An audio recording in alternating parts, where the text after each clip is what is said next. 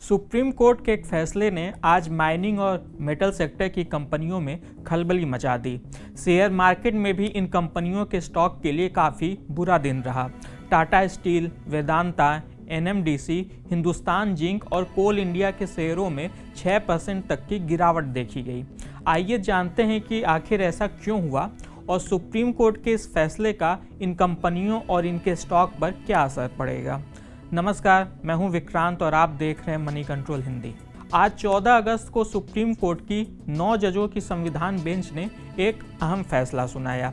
इस फैसले के मुताबिक राज्यों को मिनरल्स और मिनरल से भरी जमीन पर टैक्स और रॉयल्टी वसूलने का अधिकार दिया गया। यह केंद्र सरकार की ओर से मिनरल्स पर लगाए जाने वाले टैक्स के अलावा होगा। इतना ही नहीं, राज्यों को 2005 से अब तक का बकाया भी वसूलने का अधिकार मिला है। इस फैसले के बाद आज मेटल और माइनिंग सेक्टर के शेयर भरभरा कर गिर गए। कोल इंडिया के शेयर 3% गिरकर 506 रुपये पे आ गए। वहीं हिंदुस्तान कॉपर के शेयर 4.27% की गिरावट के साथ 299 रुपये पर पहुँच गए। एनएमडीसी के शेयरों में तो 6% की गिरावट आई और यह निफ्टी मेटल इंडेक्स में आज टॉप लूजर्स रहा। सुप्रीम कोर्ट के फैसले से कई कंपनियों के तो अभी से हाथ पांव फूलने लगे हैं। एक अनुमान के मुताबिक इस फैसले के बाद माइनिंग कंपनियों पे 1.5 से 2 लाख करोड़ रुपए का भारी बोझ आ सकता है। टाटा स्टील के एक बयान से भी इसकी अहमियत समझी जा सकती है।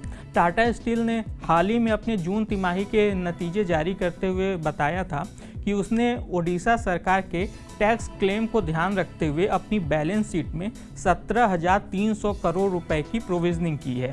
इसका मतलब है कि अगर ओडिशा सरकार का क्लेम वैध रहता है तो टाटा स्टील को उसे 17,300 करोड़ रुपए तक देने पड़ सकते हैं।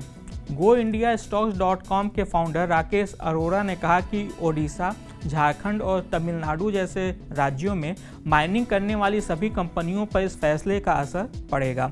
उन्होंने यह भी बताया कि सिर्फ पीएसयू कंपनियों पर ही 60,000 करोड़ रुपए का असर देखने को मिल सकता है।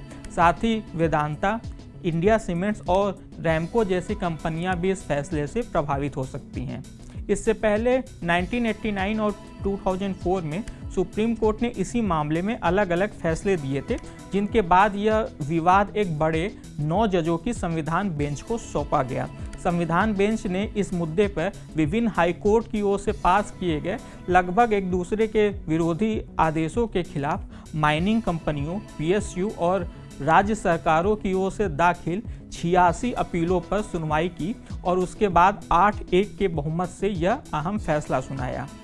मिनरल कंपनियों की एक संगठन फेडरेशन ऑफ मिनरल इंडस्ट्रीज के अतिरिक्त सचिव बीके भाटिया ने अब इस पूरे मुद्दे पे केंद्र सरकार से मदद की मांग की है।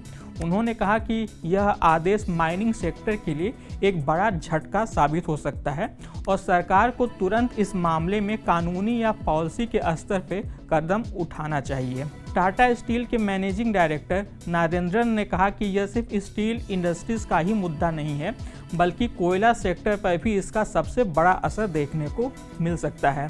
अगर सभी राज्य अपने कोयला उत्पादन वाले क्षेत्र पर अलग अलग टैक्स लगाना शुरू कर देंगे तो इससे बिजली की कीमतों में भी भारी बढ़ोतरी हो सकती है, जिसका असर पूरे देश की अर्थव्यवस्था पर पड़ेगा। आज के इस खास वीडियो में बस इतना ही। आपको यह वीडियो कैसा लगा हमें कमेंट कर जरूर बताइएगा।